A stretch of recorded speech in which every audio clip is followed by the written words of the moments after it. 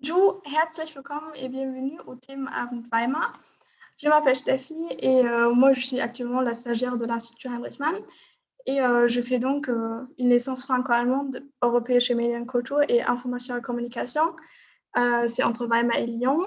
Et en fait, quand on a parlé un peu sur les projets de l'Institut, Paul m'a raconté ou parlé sur les Thementreffs qui ont eu lieu il y a un certain temps déjà, malheureusement à cause de la Covid là. Et donc, j'ai eu tout de suite l'idée de relancer ça un peu et donc de créer en fait un événement en ligne pour vous et pour vous donner un espace pour discuter un peu.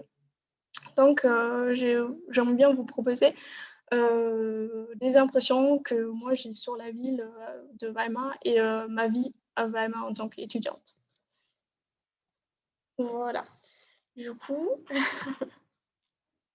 tac. Voilà, ça c'est le plan. C'est assez court. Donc, je vais faire une présentation sur la ville en soi dans un premier temps en allemand. Après, la deuxième partie serait du coup sur la Bauhaus-Universität et donc ma vie étudiante qui sera en français. Et après, j'aimerais bien échanger un peu avec vous sur vos impressions, si vous étiez déjà allé à Weimar et voilà.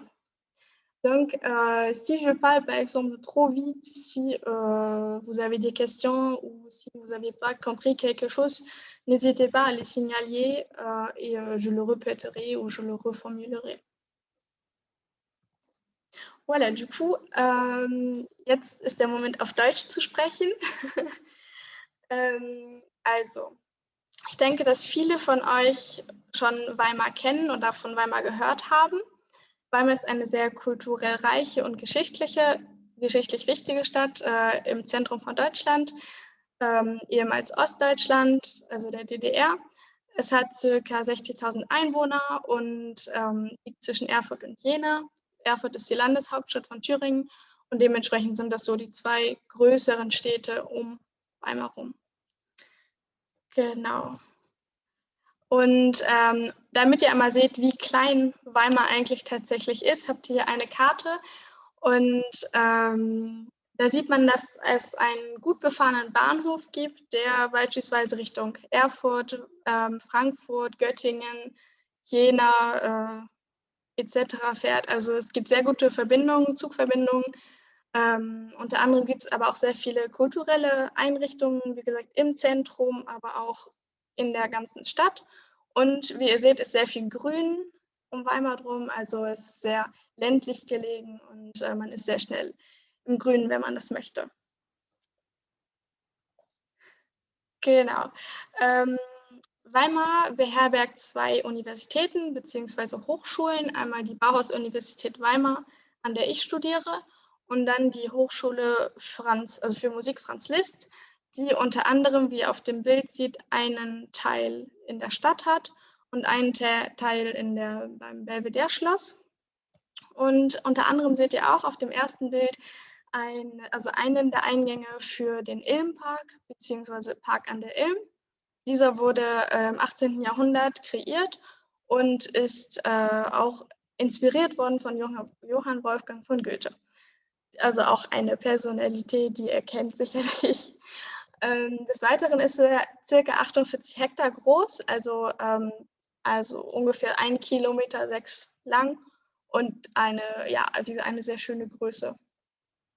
Ebenso findet man auch sehr viele touristische Attraktionen in diesem Park und am Park, wie beispielsweise Goethes Gartenhaus, die Anna-Amalia-Bibliothek, das Tempelherrenhaus, das Römische Haus, einen sowjetischen Ehrenfriedhof und auch einige Teile der Bauhaus-Universität. Was sehr praktisch ist, wenn man in den Pausen mal ein Picknick machen möchte, dann kann man einfach in den Park gehen. Genau. Dann auf dem zweiten Bild seht ihr einmal die Herzogin Anna-Amalia-Bibliothek. Es ist eine sehr besondere Bibliothek, da sie der Herzogin Anna-Amalia gewidmet ist. Sie wurde im 18. Jahrhundert war sie eine der bekanntesten Bibliotheken in ganz Deutschland. Und sie verfügt über Sammlungen vom 9. bis zum 21. Jahrhundert mit Schwerpunkt auf der Epoche von 1750 bis 1850. Leider wurde 2004 in einem verheerenden Brand ein großer Teil des Bestandes vernichtet. Durch aufwendige Restaurierungsmaßnahmen konnten einige Werke noch gerettet oder rekonstruiert werden. Und im Jahre 2007 konnte sie dann wieder eröffnet werden, sodass sozusagen auch das wieder zugänglich für Touristen und Literaturliebhaber geworden ist. Auf dem dritten Bild sieht er einmal ein sehr typisches Ereignis in Weimar, was man antrifft. Da Weimar so geschichts- und kulturbelastet ist, findet man eine Menge touristischer Attraktionen in der Stadt, wie beispielsweise Kutschfahrten, die rund um das Jahr in der Stadt stattfinden.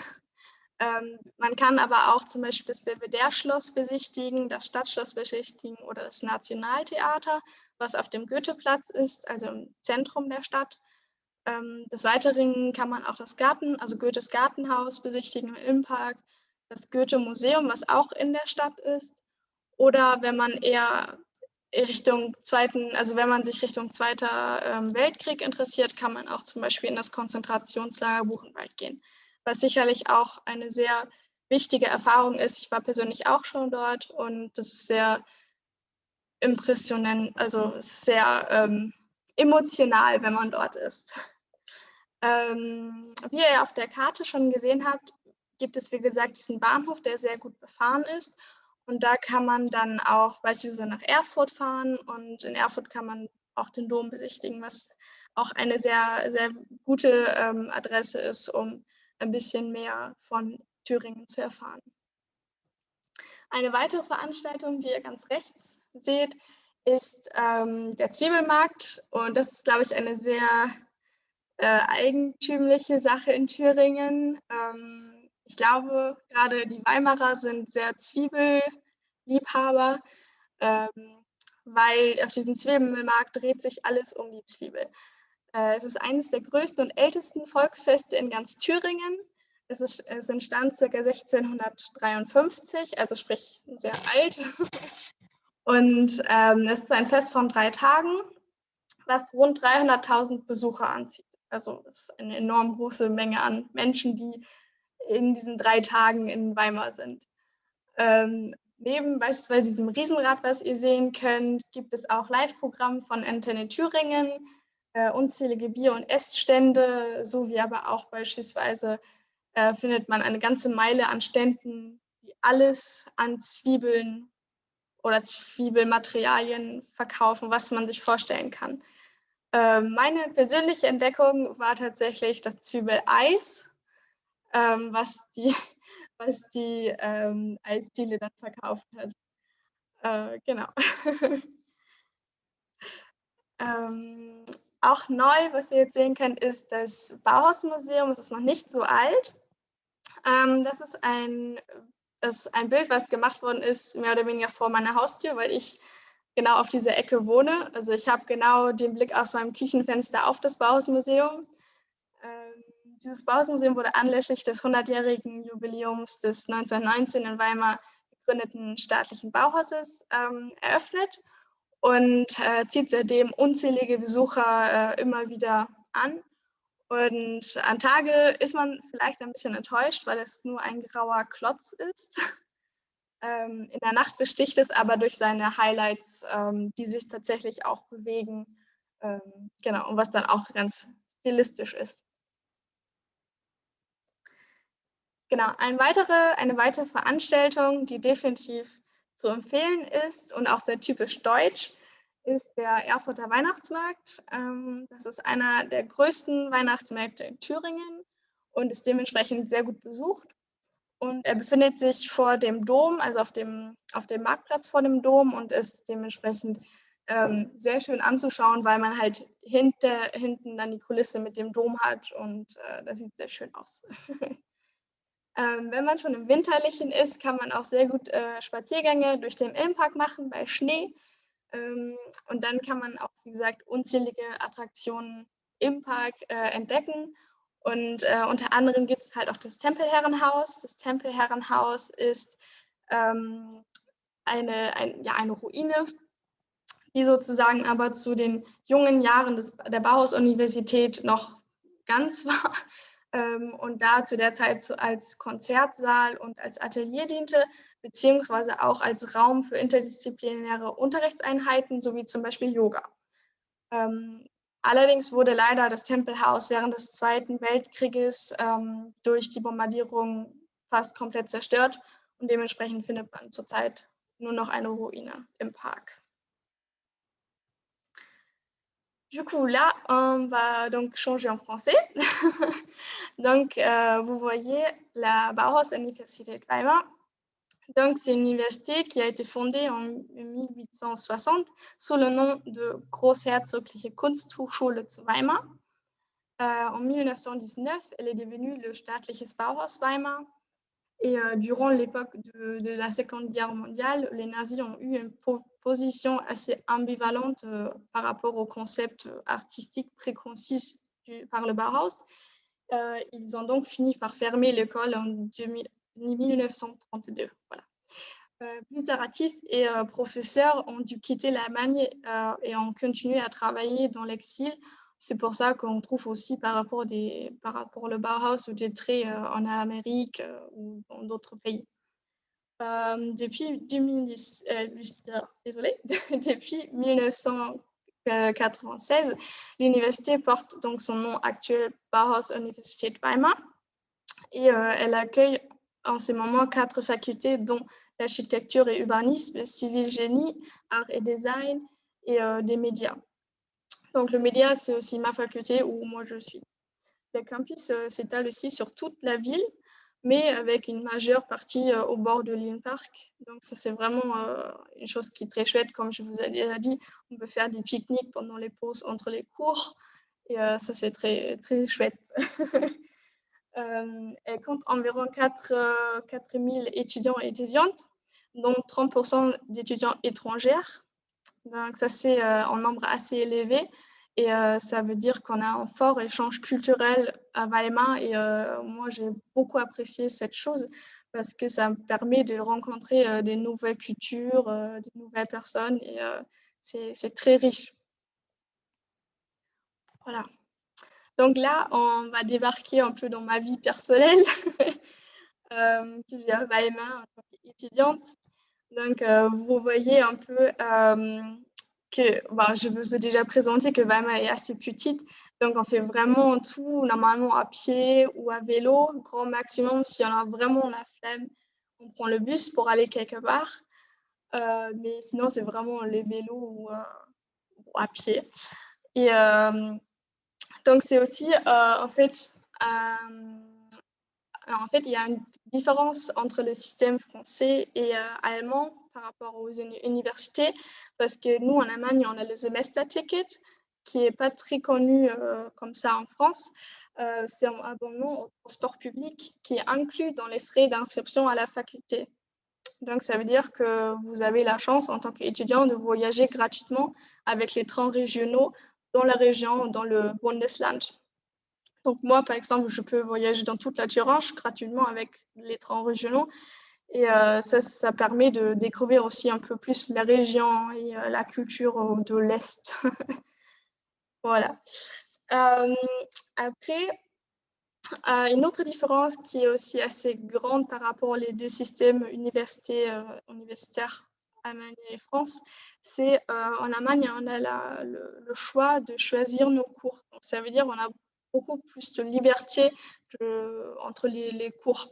Donc, par exemple, nous avons certains modules qui ont des sous-modules et ces sous-modules sont du coup librement à choisir de notre part. Donc, il y a des facultés qui proposent différents sous-modules et toi, tu peux choisir le module que toi, tu aimerais faire. Ça, c'est vraiment une chose très avantageuse à mon avis. Et c'est donc aussi le cas pourquoi j'ai mis la deuxième photo, parce que ça, c'est une photo qui a été prise pendant un tournage d'un projet d'économie.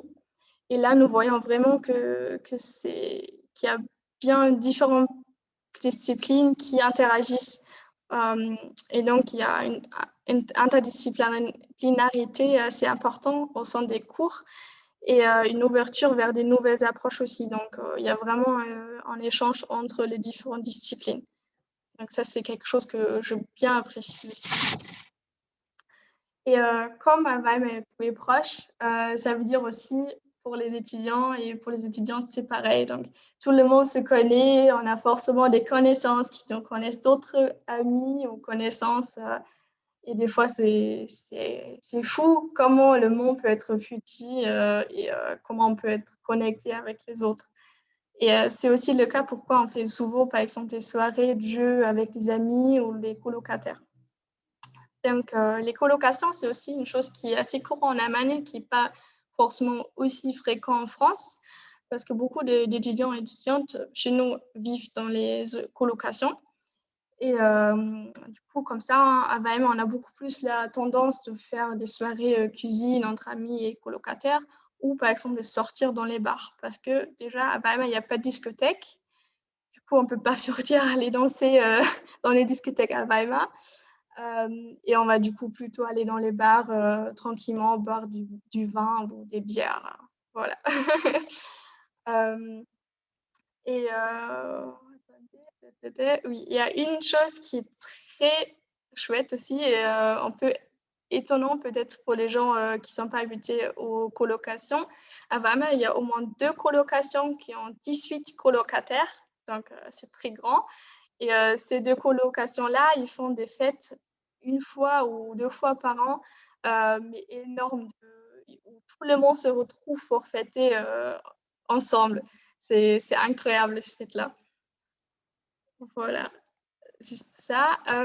Après, comme moi, je suis de base très sportive, j'étais bien heureuse d'avoir découvert que l'université propose un riche choix de sport en général. Et donc, moi, j'avais pris l'option d'entraînement sur leur parc d'entraînement en plein air. Et je me suis entraînée avec mes amis, avec des colocataires aussi. Et ça, c'était très chouette. Mais par exemple, si on n'est pas si on n'aime pas faire le sport de cette manière-là, on peut aussi aller simplement courir dans le parc à Naïm. Donc, il y a beaucoup d'espace pour faire différentes sortes de sports. C'est que moi, je fais bien. Après, pendant mon 2e semestre, je fais un job d'étudiant qui était en tant que promoteur dans la station de radio Antenne Thüringen Top 40. Et donc, je les accompagnais sur une multitude de manifestations, comme par exemple le podcast. Donc, c'est la photo que vous voyez, on a tourné un podcast. Je les accompagnais sur le carnaval à Erfurt. J'ai fait avec eux le Laut und Draußen Festival. C'est un festival qui a lieu à côté de Bauhaus Museum et qui invite plusieurs artistes assez connus en Allemagne. Et c'est très bien fréquenté aussi. C'était un travail très, très riche en échanges et c'était très chouette. Et comme je vous ai déjà dit, nous, on a beaucoup plus la culture d'aller dans les bars que dans les discothèques. Et donc, il y a plusieurs bars qui sont très fréquentés. C'est le Falke, die Reservebank, le Salon et die Zuhause-Bar. Et ces bars-là sont aussi fréquentés par les profs, par exemple. Donc, c'est assez courant de rencontrer ou de retrouver ces profs. Une tradition qui est aussi très ancrée dans notre culture à Weimar, c'est de regarder le Tatort chaque semaine ensemble dans les bars mentionnés. Donc, le Tatort, si vous ne connaissez pas ça, c'est une série policière fameuse et appréciée qui est du coup très important apparemment pour les étudiants et étudiantes et pour les profs aussi. Et la dernière photo, ça montre aussi un événement qui est très chouette, mais aussi très particulier et qu'il faut avoir vu au moins une fois quand on est à Weimar. C'est la course de caisse à savon et c'est sous le nom aussi de Space Kid Head Up Cup. Et cet événement est organisé par une association qui est soutenue par les étudiantes de la ville. Donc, c'est vraiment une équipe toute jeune. Et si, par exemple, sur la photo, vous voyez une construction qui a été faite en 2018, quand moi j'avais visité cette course-là. Et c'était vraiment énorme les constructions qu'ils ont fait pour lancer la petite colline en bas. C'est incroyable. Donc c'est vraiment très chouette. Et il y a beaucoup de monde aussi. Et voilà. C'est acquis. Du coup, si on a un peu marre de la ville, si on veut partir un peu plus loin, on est rapidement aussi dans les espaces verts du coup. Et ça serait donc le Eden Park dont je vous ai déjà parlé, mais aussi le Kiba, donc le Kirschparktal. Et durant les mois d'été, c'est très fréquenté par les étudiantes.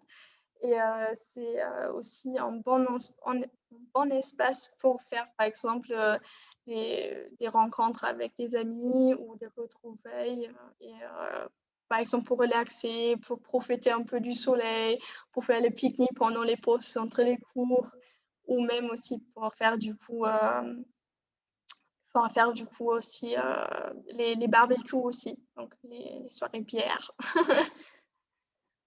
Et voilà. Après, je peux dire que moi, je suis convaincue que cette ville, en tant que comme elle est, ça apporte beaucoup de bien aux étudiantes et aux étudiants. Et ça fait une ouverture d'esprit et une ouverture au monde, en fait.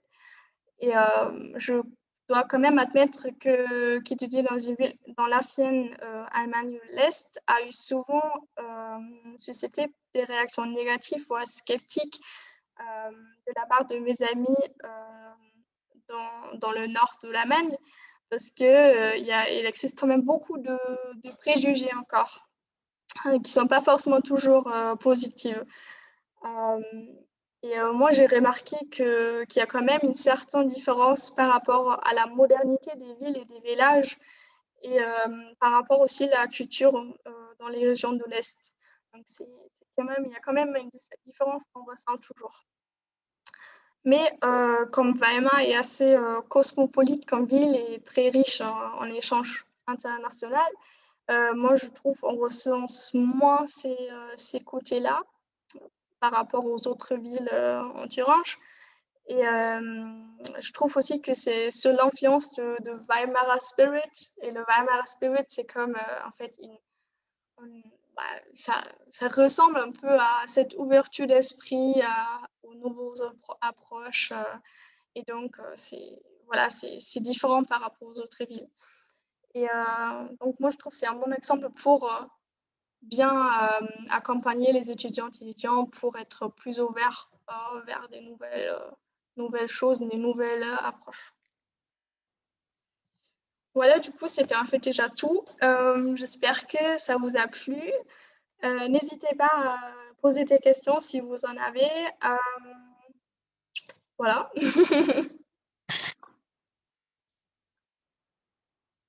C'est mes sources, du coup. Et là, maintenant, j'aimerais bien faire un petit échange avec vous. Si vous avez envie, vous pouvez du coup allumer vos micros.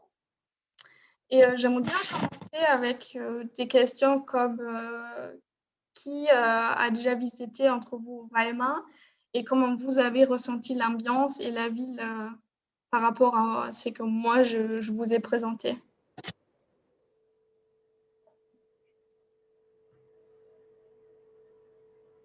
Alors, moi, je ne connais pas du tout Weimar. Je n'ai jamais vu, donc je n'ai pas d'opinion particulière. Je n'aurai qu'une réponse, c'est de dire à Paul, quand est-ce que tu organises un voyage par là-bas?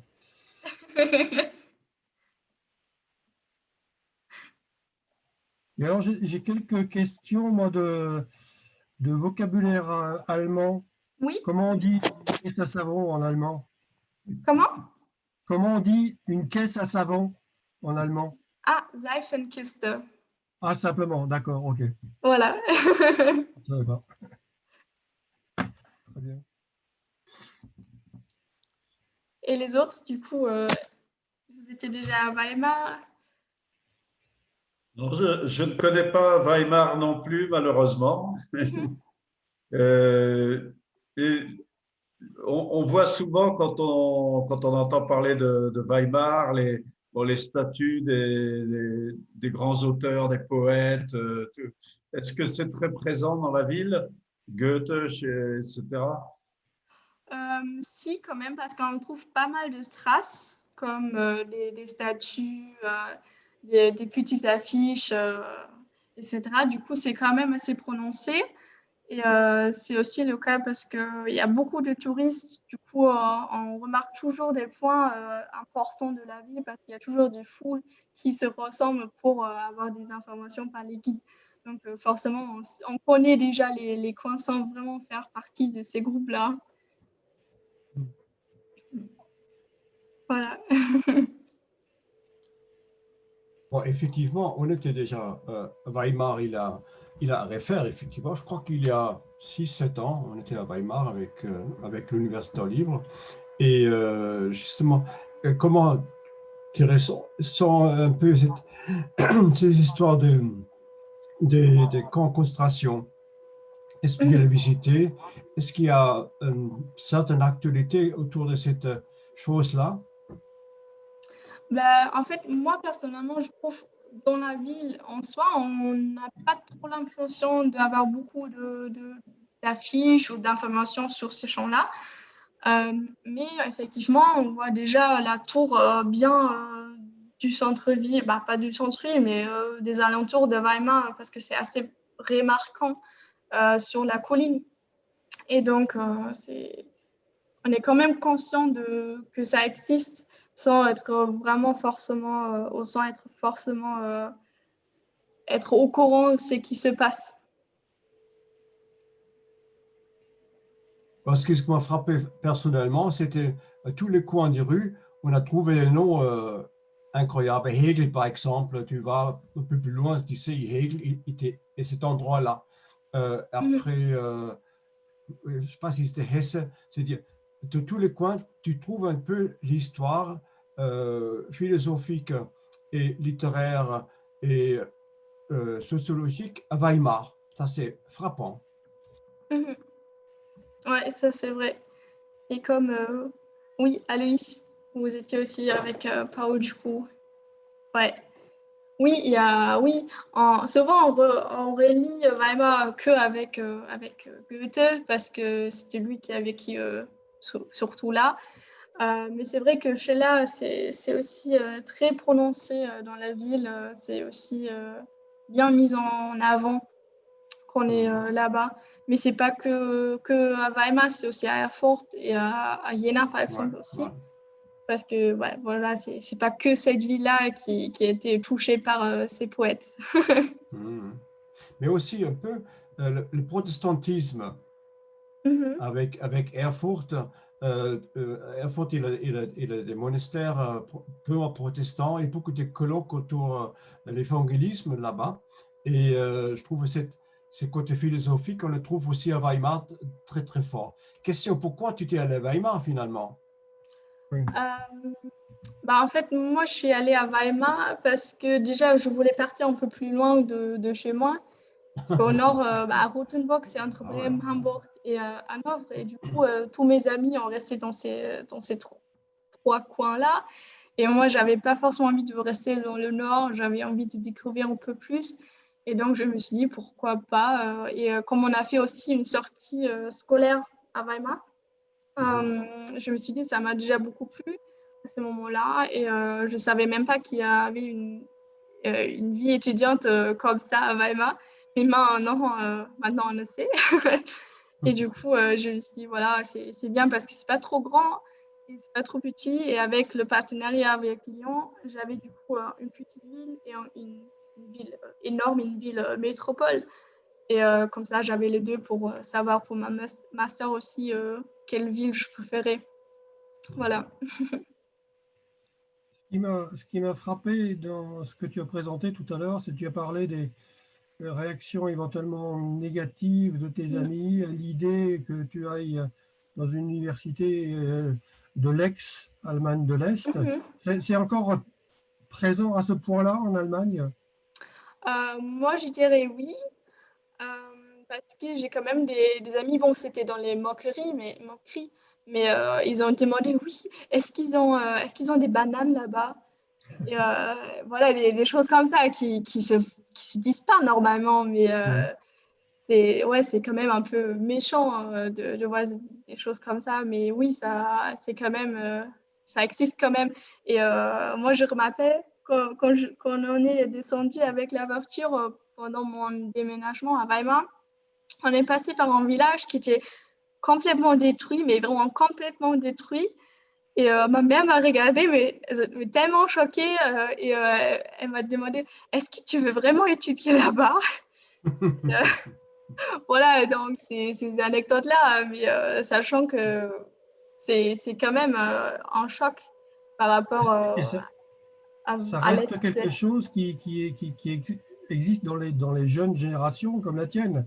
Moi, j'ai connu beaucoup d'Allemands quand j'ai travaillé de temps en temps là-bas.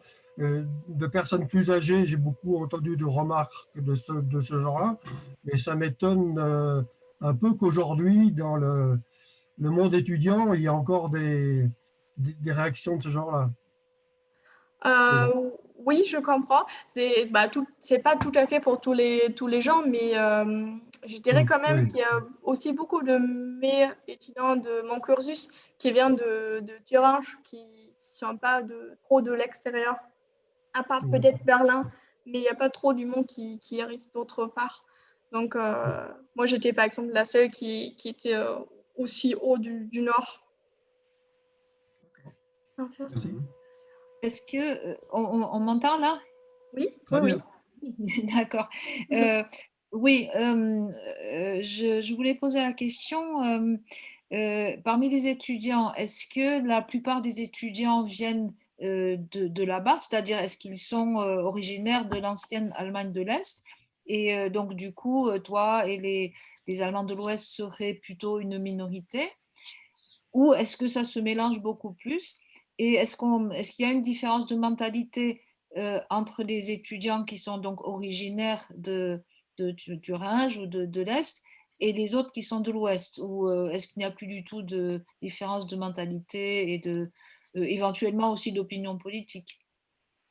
Bah, moi, je dirais qu'il y a quand même un peu plus d'étudiants de l'Est que de l'Ouest. Euh, mais après, j'ai pas fait le compte, du coup, je peux pas dire c'est tel pourcentage ou tel pourcentage, mais de mon ressenti, je dirais qu'il y a quand même plus d'étudiants de l'Est, vu que c'est aussi beaucoup plus à la campagne et du coup, beaucoup plus de gens restent dans leur coin. Hmm. Mais par rapport à l'esprit, je sais pas, je crois que ça dépend aussi de chaque personnalité. Normalement, si on faisait des études à Weimar, ça veut dire qu'on est déjà prêt à ouvrir son esprit et à être un peu plus interdisciplinaire que dans d'autres villes, je pense. Hmm. D'accord. Voilà. Et est-ce que le Bauhaus, puisque quand même il donne son nom à l'université, est-ce qu'il est très présent? Donc évidemment, en 2019, il y a eu Mm. euh, on a fêté les 100 ans de la fondation de cette école d'architecture qui a quand même eu une histoire emblématique en Allemagne. Et tu as dit que donc l'école avait été fermée en 1932 par les nazis. Est-ce que, à part ce jubilé, quelquefois, bon, on fête un jubilé, puis après, personne n'en parle plus, mais est-ce que le Bauhaus, euh, pour ce qu'il représente, hein, symboliquement et idéologiquement, philosophiquement, est-ce que c'est quelque chose qui est présent? Est-ce qu'on en parle? Est-ce que, par exemple, quand un étudiant arrive à l'université, on lui dit quelque chose du nom de l'université, pourquoi Bauhaus Universität, toute l'histoire de cette université. Et donc, quelle est la place du Bauhaus maintenant, par exemple, surtout pour les jeunes étudiants qui arrivent, qui ne savent peut-être pas forcément toutes ces choses? Moi, je dirais qu'il y a quand même un ressenti assez fort et assez fondamental du Bauhaus dans l'esprit de la faculté. Donc, ça veut dire que, par exemple, aussi pendant la première semaine, pour les premiers étudiants du premier semestre, eux, ils ont tout un tas de- d'invitations, de faire des animations par rapport à la Bauhaus. Donc, ça inclut aussi des guides, des visites guidées, voilà, par les étudiants d'architecture dans les bâtiments de la faculté. Et donc là, il y a forcément des explications par rapport à cette culture, cette approche d'architecture. Et donc, c'est assez présent, et surtout quand on est dans les bâtiments universitaires d'architecture, là, il y a encore beaucoup plus cette influence-là que dans les autres bâtiments. Mais ouais, c'est quand même assez fondamental, c'est quand même assez ancré. Et surtout, cette interdisciplinarité et cette manière de faire les choses un peu différemment. Parce que moi, par exemple, pendant mon premier semestre, on a fait du coup ces 100 ans de Bauhaus, et ils ont mis en place en fait en échange entre les différentes facultés. Donc moi, j'avais la possibilité de faire aussi certains cours dans les autres facultés. Donc par exemple, moi, j'ai choisi en cours des dessins dans la faculté de design. C'est qui n'était normalement pas faisable parce que c'était pas dans les mesures de nos modules. Donc là, il y a quand même une certaine, comment dire, attention de garder ça vraiment au fond de cette construction. Voilà, Alice, c'est bien moins cher à l'ouest. Par rapport à la première question d'Aloïs, ça, je sais pas trop quoi dire parce que pour le protestantisme, je sais pas trop, honnêtement. Mais pour la deuxième question, oui, c'est quand même un peu moins cher que à l'ouest, j'ai l'impression. Parce que quand on fait les achats, c'est quand même un peu moins cher. Et même les loyers. Ça, c'est vraiment une chose qui était assez choquant pour moi parce que, par exemple, moi, je paye pour ma chambre 200,30 € et mon frère, il paye 350 voire plus. Donc, c'est quand même assez grand, cette différence-là.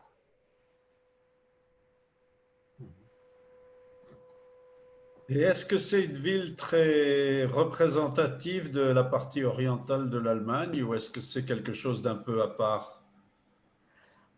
Qu'est-ce que vous entendez par la Je ne partie... sais pas, vu d'ici, bon, on la voit comme administrative, l'histoire, tout ça. On ne pense pas à l'industrie, l'agriculture, des choses comme ça. Est-ce que c'est une impression fausse?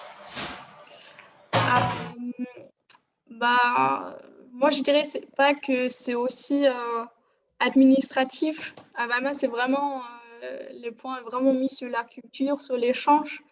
Et c'est vraiment une chose qui est très importante aussi quand on voit dans dans les cours déjà. Et du coup aussi par rapport aux touristes qui sont toujours toute l'année là. Il y a pas que... voilà, et c'est pas aussi rigide qu'on peut croire peut-être. Mais ouais, c'est beaucoup plus international maintenant aussi. Du coup. Je sais pas si ça Oui, vous... oui, Ok. c'est OK. Parce qu'effectivement, on y pense pour la culture et Mhm. pas pour ce qu'on associe souvent à l'Allemagne orientale. Mm. Ouais, je comprends. Du coup, je pense qu'on est bien bon là avec les 45 minutes.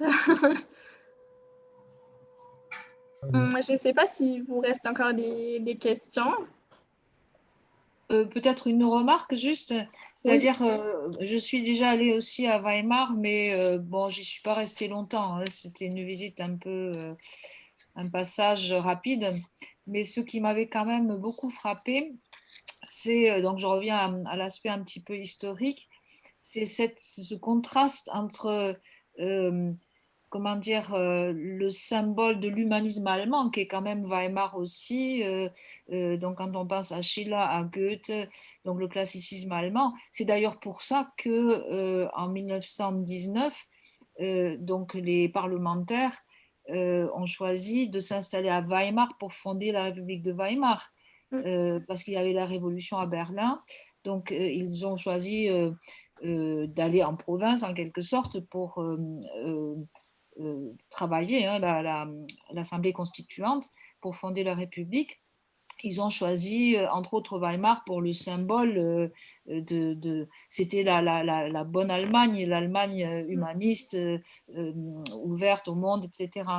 Et puis, par contraste, donc, ce camp de concentration qui, quand même, enfin, je ne savais pas par cœur, mais j'ai été sur Internet et j'ai trouvé qu'il était seulement, je l'ai visité aussi hein, d'ailleurs, mais je ne me rendais pas compte qu'il était si près du centre-ville. C'est en fait, quand on pense que la République de Weimar a été fondée dans le théâtre national, Nationaltheater, devant lequel il y a cette statue de Goethe et de Schiller.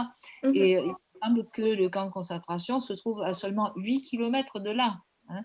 Donc c'est un contraste un peu saisissant entre le symbole de l'Allemagne humaniste et puis bon, la présence quand même du passé nazi tout à côté, quoi. Ça m'avait frappé comme contraste, quoi. Voilà.